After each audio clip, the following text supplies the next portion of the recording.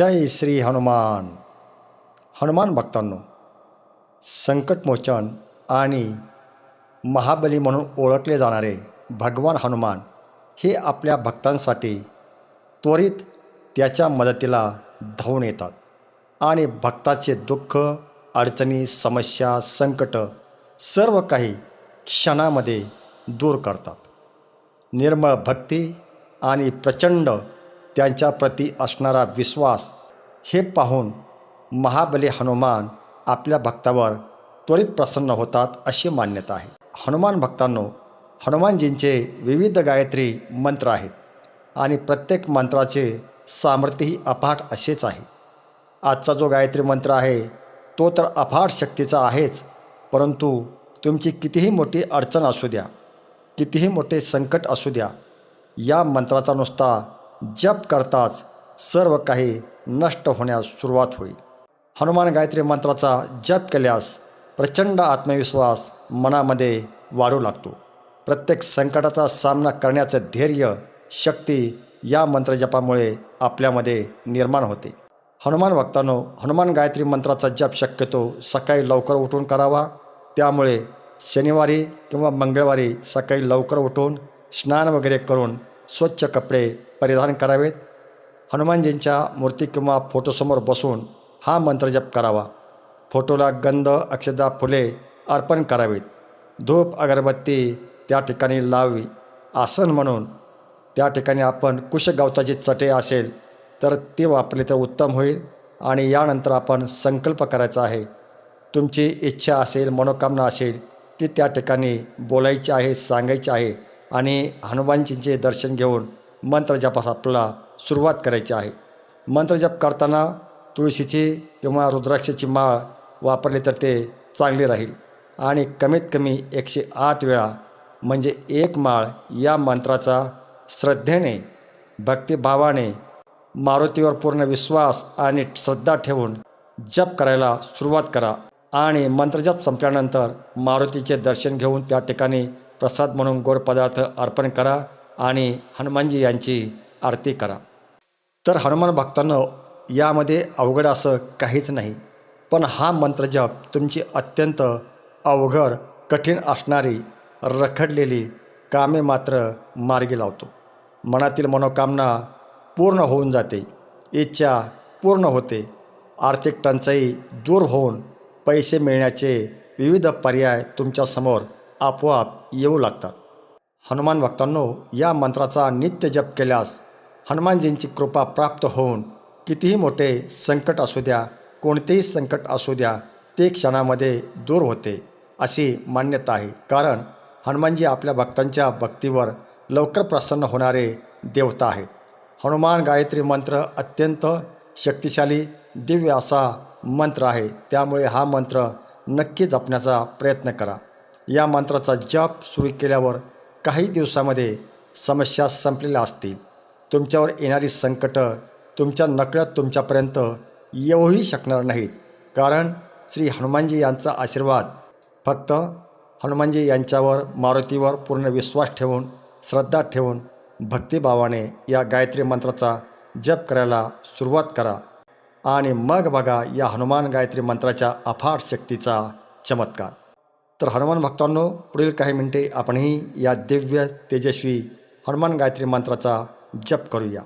ओम अंजनी सूताय विद्महे वायुपुत्राय धीमहि तन्नो मारुतिः प्रचोदयात्.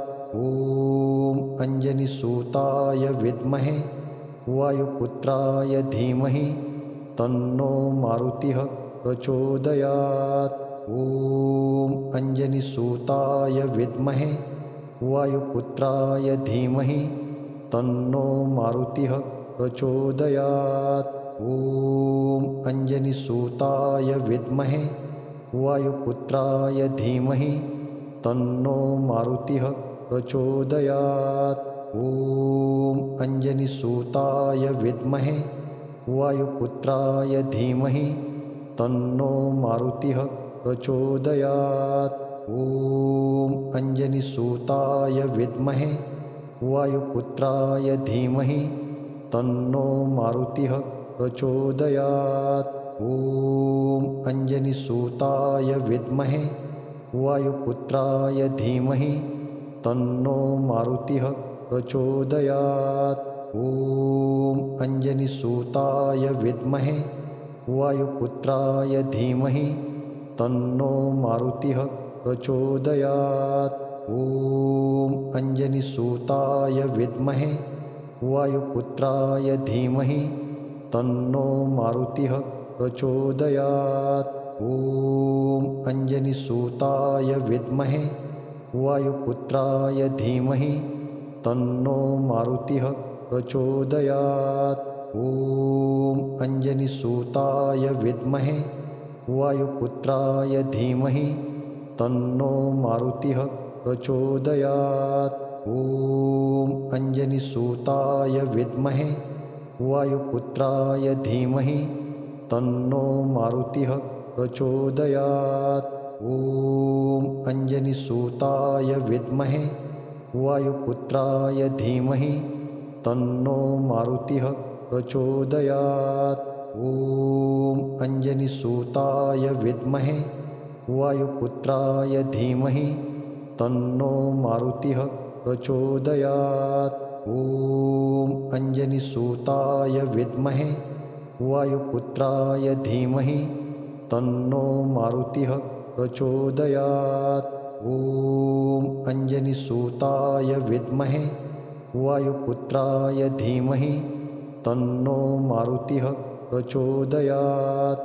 ॐ अंजनीसुताय विद्महे वायुपुत्राय धीमहि तन्नो मारुतिः प्रचोदयात्। ॐ अंजनीसुताय विद्महे वायुपुत्राय धीमहि तन्नो मारुतिः प्रचोदयात्। ॐ अंजनीसुताय विद्महे वायुपुत्राय धीमहि तन्नो मारुतिः प्रचोदयात्। ॐ अंजनीसुताय विद्महे वायुपुत्राय धीमहि तन्नो मारुतिः प्रचोदयात्। ॐ अंजनीसुताय विद्महे वायुपुत्राय धीमहि तन्नो मारुतिः प्रचोदयात्।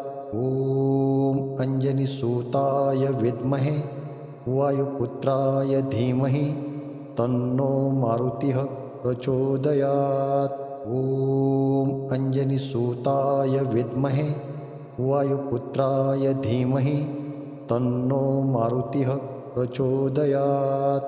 ॐ अंजनीसुताय विद्महे वायुपुत्राय धीमहि तन्नो मारुतिः प्रचोदयात्। ॐ अंजनीसुताय विद्महे वायुपुत्राय धीमहि तन्नो मारुतिः प्रचोदयात्।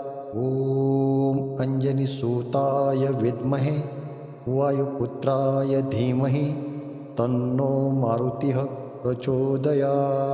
ॐ अंजनीसुताय विद्महे वायुपुत्राय धीमहि तन्नो मारुतिः प्रचोदयात्। ॐ अंजनीसुताय विद्महे वायुपुत्राय धीमहि तन्नो मारुतिः प्रचोदयात्। ॐ अंजनीसुताय विद्महे वायुपुत्राय धीमहि तन्नो मारुतिः प्रचोदयात्।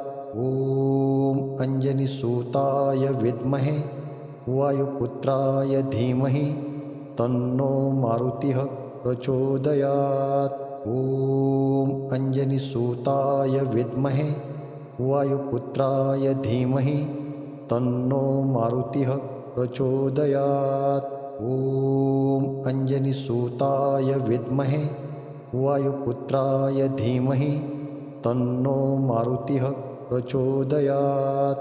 ॐ अंजनीसुताय विद्महे वायुपुत्राय धीमहि तन्नो मारुतिः प्रचोदयात्। ॐ अंजनीसुताय विद्महे वायुपुत्राय धीमहि तन्नो मारुतिः प्रचोदयात्। ॐ अंजनीसुताय विद्महे वायुपुत्राय धीमहि तन्नो मारुतिः प्रचोदयात्। ॐ अंजनीसुताय विद्महे वायुपुत्राय धीमहि तन्नो मारुतिः प्रचोदयात्। ॐ अंजनीसुताय विद्महे वायुपुत्राय धीमहि तन्नो मारुतिः प्रचोदयात्। ॐ अंजनीसुताय विद्महे वायुपुत्राय धीमहि तन्नो मारुतिः प्रचोदयात्। ॐ अंजनीसुताय विद्महे वायुपुत्राय धीमहि तन्नो मारुतिः प्रचोदयात्। ॐ अंजनीसुताय विद्महे वायुपुत्राय धीमहि तन्नो मारुतिः प्रचोदयात्। ॐ अंजनीसुताय विद्महे वायुपुत्राय धीमहि तन्नो मारुतिः प्रचोदयात्।